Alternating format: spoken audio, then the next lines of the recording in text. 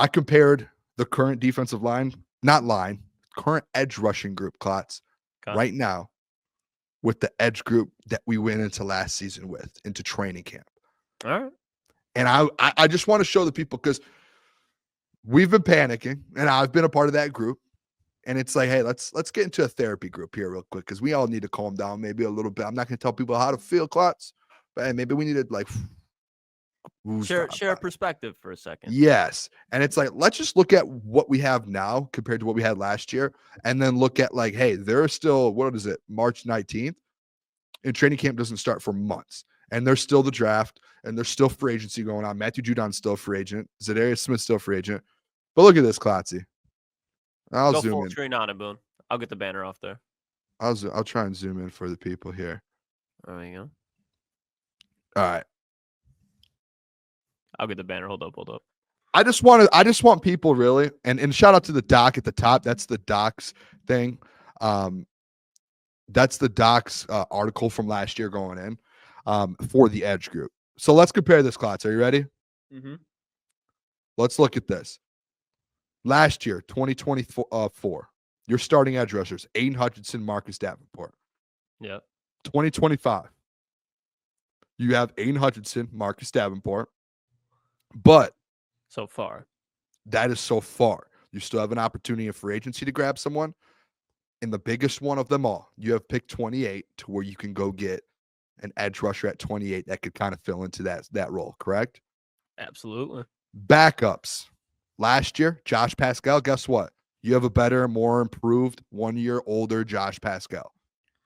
And I think he got better this year, correct, Klotz? Yeah, definitely more consistent. You saw the bright spots more frequently. Yes. Backup again, James Houston, 2024. This year, guess who you have? Al-Quadin Muhammad, AQM, baby. And I'm taking an Al-Quadin Muhammad over what we had on James Houston last year. Absolutely. Every single day. Reserves, John Kaminsky, no longer. Matthew Betts, no longer. Your guy. Mitchell Agude, another year and got a little bit better. He is coming back. Isaac Ukwu, another year, a little bit better. He is coming back. Nate Lynn, again, another year, a little bit better. He is coming back. And then you have the Levi O situation. And then this is where you're like, okay, who's replacing the Kaminsky? And Matthew Betts doesn't even count because wasn't on the team. Yeah. But like, hey, all right, who's replacing Kaminsky? And is there going to be an upgrade? Like, Klotz, can I just be honest with you? Yeah. If you compare 2024 to 2025, just based off of AQM replacing James Houston, Josh Pascal getting a year better, Mitchell Agude getting a year better, Isaac Ukwu getting better, and having the Levi O kind of jump that he had to where you can play him on the edge. I think if you're, without even saying we add anyone, I would say it's either the same or just a little level up so far, in my opinion. No, and I think you're spot on. And that's where I think it's an objective statement. Like, I don't really think it's opinionated. Like, you literally went through, let's say, 10 guys from 2024, 8 of them are on 2025. So it's quite literally pretty much the same. The same. The question is, okay, this is kind of what I was talking about the other day, just pushing back here. Is that enough? Because they're going to add a rookie. They're going to add another vet. Yes. That is definitely going to be an upgrade. I think this is my thing and why I'm like, like they did upgrade it. My thing is this going to be enough? Because you go back to the conversation we had about the schedule next year, the quarterbacks. If you tell me that Marcus Davenport and Aiden Hutchinson were the defensive end duo last year, if you bring in Aiden Hutchinson and Zadarius Smith, that in itself is a massive upgrade. So that's kind of the teetering here where depth is pretty much the same, but that hole at the starting spot is different. Now, obviously Brad's going to address that. We're not saying it's going to happen, but that's the real kind of final key. But as far as the depth, like we saw how many injuries they suffered last year, that's not going to happen. I hope at least not, especially on the defensive side of the ball is crazy. But the depth is going to be there and the experience is going to be there, especially when it comes to stopping the run. They got guys that can get to the quarterback too. Consistency needs to be there. But it is nice seeing that, okay, all these guys that are on this on the depth right here, they have playing time. They know what this culture is about. It's not like you're going in with a bunch of day one guys. Now, they brought in Roy Lopez. You're going to add a rookie like we've mentioned previous times, many enough. But this is far from a bad defensive line group, and especially when it comes to stopping the run. Question is just getting to the quarterback. But I think this is a good situation to have. You didn't want to go through a oh, you need a defensive end, let's revamp this whole defensive line, because it wasn't that type of situation. Not at all. It was No. opposite of that, in my opinion. Yeah, I agree. It's just, again, the question comes down to, can they get to the quarterback, elite quarterbacks in big moments? And they add a true pass rusher that can get you, like we talked about, 8 to 10 sacks. They got it, and they have enough guys at depth to do it. So far, again, we were a little bit panicked.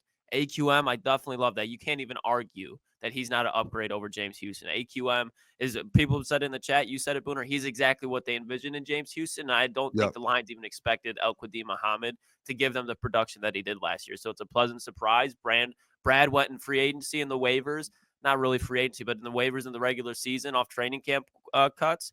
And he's like, you know what? Let's go find a gem. And he did that. So it might have took a couple guys. It's not like he brought back everybody from last year.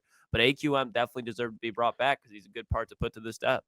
Yeah, I think like this is my point to this whole thing too, Klotz. And this is once AQM got signed today, this is where my brain started to go a little bit, to where I think Brad is trying to get this same group back from last year. And a lot of this group was on and off, injured. Like your top 2 edge rushers in this group were injured. Knock on wood, like, is Hutch going to have another injury like that? Like, yeah, obviously it can happen, but like the chances of like a guy like Aiden Hutchinson, who takes that good care of his body, has a freak accident like that. You know what I'm saying? Mm-hmm. And then like a Marcus Davenport, like you would hope like at some point you're like, hey, this guy's he's gonna have a healthy season. And if you have both of them, to my point, it's like you have these exact 2 edge rush groups, correct? Mm-hmm. Now, like, I think it's inevitable that Brad Holmes is gonna either add someone else in free agency, or he's gonna add a draft pick.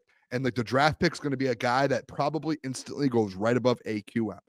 And as soon as you get that one piece, all these conversations that we have and everyone's like, you need to up, boom, it's gone. It's like instantly gone. And that was like, I talked to you yesterday, like before a show, I was like the edge is like an obvious, like that we need this.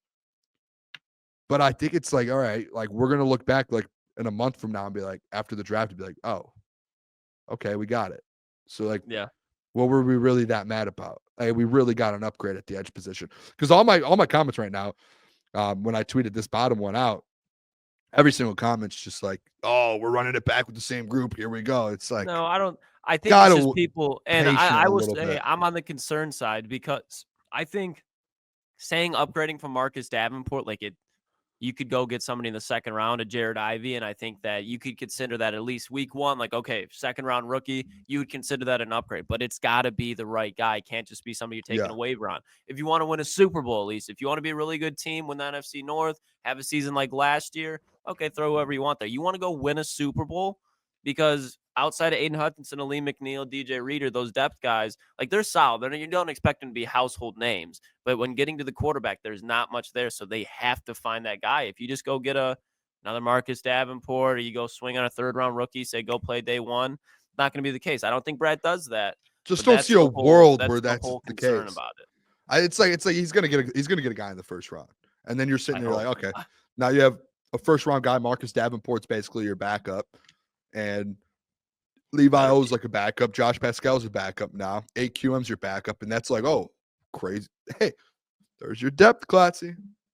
That's what they need. See what I'm saying? They need more, like, get depth. They better bring in like 2 or 3 more bodies for training camp. I think they're going to have Casey Rogers. I think it'd be best if he just brought in, say they want 8 edges. You bring in 14, and it's not just Matthew Betts. Like, bring in legitimate guys as far as played in the NFL before, have experience, and have an absolute battle and just a cutthroat competition to see who wants to be on this team and truly take over that edge spot opposite Aiden Hutchinson. So keep bringing, just the more edges they bring in, keep making moves like El-Quadin Muhammad, guys that they don't have to have 6-7 sacks every year, but if they have some production, take a flyer on them. I think that's what Lions fans are just asking for. Like, just take a chance on some of these guys. If it doesn't work, you can't be mad at it. But especially if you find the guy that works, and if Brad Holmes wants to go get his bargain at a rotational piece, just keep firing. Doesn't have to be a lot of money.